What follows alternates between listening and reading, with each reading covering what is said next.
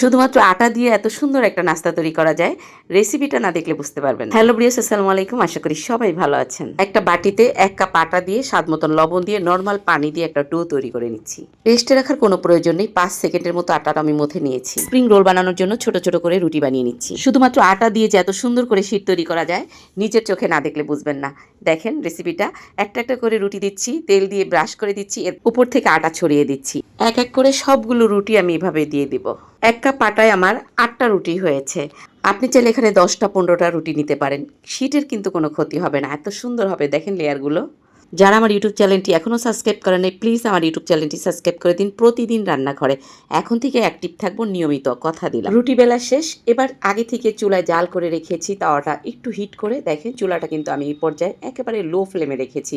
চুলার থেকেই আমি শীটগুলো তুলে নিচ্ছি। দেখেন উল্টিয়ে পাল্টিয়ে একেবারে ভাজে ভাজে খুলে গেছে। কতটা সফট আর কতটা পাতলা আমি দেখিয়ে দিচ্ছি। এবার আমি তাওয়া থেকে নামিয়ে নিয়েছি। এখানে একটা টিপস আছে, শীটগুলো কিন্তু গরম গরম খুলে নিতে হবে। ঠান্ডা হলে কিন্তু শীট খুলবে না। আপনার ঘরে আটা আছে তাতেই হবে। এত সুন্দরভাবে স্প্রিং শীট তৈরি করা যায় শুধুমাত্র আটা দিয়ে। রোলের জন্য আমি শীটগুলো তৈরি করে নিয়েছি। এগুলো এক সাইডে রেখে এবার আমি পুর যে তৈরি করব, পুরের জন্য আমি কাঁচামরিচ, পেঁয়াজ, রসুনগুলো কেটে নিচ্ছি। এই পুরে কিন্তু কাঁচামরিচ, পেঁয়াজ, রসুন কাঁচা দিতে হবে, তাহলেই স্বাদটা দ্বিগুণ বেড়ে যাবে। আর রসুনের পরিমাণটা একটু বেশি দিতে হবে, তাহলে খাওয়ার সময় রোল থেকে সুন্দর একটা ফ্লেভার আসবে। কোনো বাড়তি ঝামেলা নেই। এখন সবার ঘরে ঘরে কম বেশি কোরবানির মাংস আছে। একেবারে রান্না করা মাংস দিয়ে আজকে পুর তৈরি করব। এই পুর তৈরি করার জন্য সলিড মাংসটাই লাগবে। একেবারে মাখা মাখা মশলার সাথে আমি মাংস তুলে নিচ্ছি। মাংসের পরিমাণটা একটু বেশি করে নিয়েছি, কেননা এখন ঘরে ঘরে কোরবানির মাংস, একটু বেশি দিলে সমস্যা নেই। যখন বাজার থেকে 1-2 কেজি মাংস কিনে আনবে তখন কিন্তু এই রোল খাওয়া যাবে না, কেননা তখন মাংসের একটা হিসাব থাকবে। মাংসগুলো হাতের সাহায্যে ঝুড়া করে নিয়েছি। এবার একটা লেবুর রস চিপড়িয়ে দিয়েছি। এই রোলটা খেতে কিন্তু রান্না করা মাংস দিয়ে মজা। সব কিছু হাতের সাহায্যে মিলিয়ে দিয়েছি। কাঁচামরিচ, পেঁয়াজ, রসুন আমি ঢেলে দিয়েছি। এবার ভালো করে মেখে নিচ্ছি। কোরবানির মাংস আমার ফ্রিজে যতদিন থাকবে, যতদিন আমি মাংস রান্না করব, ততদিনই আমি এই রোলটা বানাবো। এই রোলটা এতটা মজা, ভাবলাম আপনাদের সাথে একটু শেয়ার করি। আপনাদের ভালো লাগলে আপনারাও করতে পারেন, এতটাই মজা। এবার আমি একটা একটা করে শীট নিচ্ছি, পুর দিয়ে দিচ্ছি, আবারও আটা দিয়ে একটু ব্যাটার তৈরি করে সিল করে দিচ্ছি মুখটা। এই গরুর মাংসের রোলের রেসিপিটা করতে যতটা সহজ, ততটা খেতে মজা।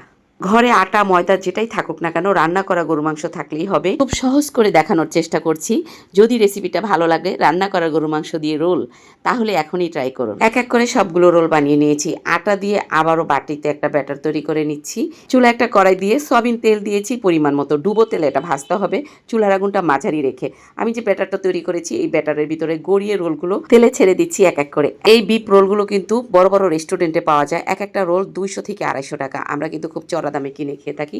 এতটা পুর দেয় না, বাট আমি কিন্তু কতটা পুর দিয়েছি আপনারা দেখেছেন। বাসায় তৈরি করে খাবো, নিজের হাতে বলতে কথা, ভরপুর পুর দিয়ে খাবো। এরকম মজার মজার নাস্তা রেসিপি পেতে চাইলে আমার চ্যানেলটি সাবস্ক্রাইব করুন, প্রতিদিন রান্নাঘরে। যারা আমার ইউটিউব চ্যানেলটি সাবস্ক্রাইব করেছেন প্রতিদিন রান্নাঘরে, তাদের জন্য রইল মন থেকে ভালোবাসা।